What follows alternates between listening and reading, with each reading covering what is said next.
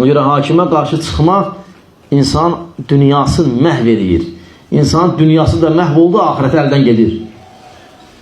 Mütləq və mütləq bu irtibatı sıx saxlamalısan. Dünya və ahirət bir-birinə bağlıdır. Ahirəti qazana bilmərsən, hətta dünyadan keçməyincə. Və lə tənsə nasibəkə minəd-dünya. Dünyadan öz payını unutma. Gedib dağlarda, meşələrdə yaşamayacaq. Yaşayacaq bu küçələrdə, bu evlərdə, bu cəmaatın içində. Birinin sərt baxışlarına dözəcəyik, birinin pis sözünə dözəcəyik. Birinin xoş sözünə dəvət eləyəcəyik, deyəcəyik. Allah subhanətlə dua eləyəcək, Allah Teala ölkəmizi sabit sağlasın. Amma nə bilim, o nə getdi, bu nə oldu, nə bilim, onlar orada niyə durublar, sürhməlamlar orada nə inir, nə bilim, orada nə inir. Sən niyə deyir, qardaş, qoy özdən məşğul olsunlar. Sən dua elə. Dua elə, başını qoy yerə, deyən, ya Rabbi, müvəffəq elə hakimimizi, əskərlərimizi, ordumuzu, komandirləri, müvəffəq elə, ya Rabbi, orada çətin vəziyyətdir. Sənin gücün bu dəqiqə buna çatır. Və təbliğ elə bunu. Yoxsa gəlib qoşulub, nə bilim, TikTokda ona buna, o yazır, bu layiq qoy. Hələ şey eləmə.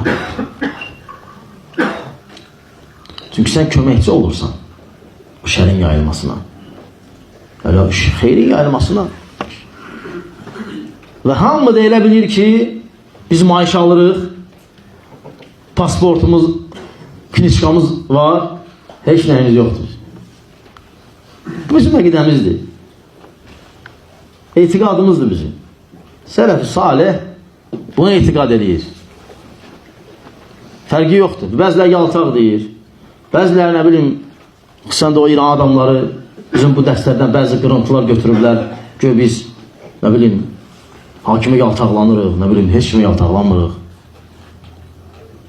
Bizim şəriətimizin bizdən tələb etdiyini aydın da etiqad edirik və deyirik, əlhəmdülillah. Və bu məqamda da demək lazımdır. Çünki şər əhli var, şər doludur. Ona görə insanlar əmin-amanlıq nədir, qorxu nədir, ya bunu başa düşmürlər. Ya da bilmirlər ki, bu xeyir əllərindən çıxsa nə edəcəklər? Heç olmasa ibrət al qıraq ölkələrdən. Kafirli müsəlmanlar, gör nə günə qalıblar. Sənin dövlətində o var. 44 gün müharibə oldu, qardaşlar. 44 gün. Sən şəhərdə müharibə hiss elədin.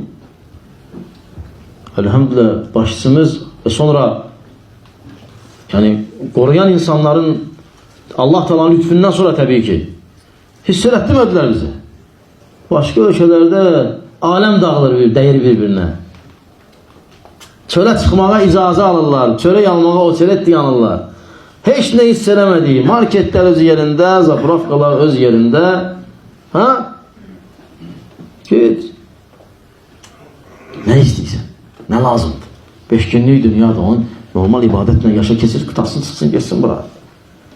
Buna görə puç eləmə ağlığı, zehnivi, hisslərivi, məhv eləmə. Allah Teala sənə bundan yükləməyib. İnsanlar nə ilə məşğuldur? O şeylə ki, Allah onları onun üçün yaradmıyor. İnsanlar nəyə tərk ediblər? Allah nə üçün onları yaradıb onu? Mənim əmir bizə qadağan eləyir, oruç tutaq, meçidə gedək.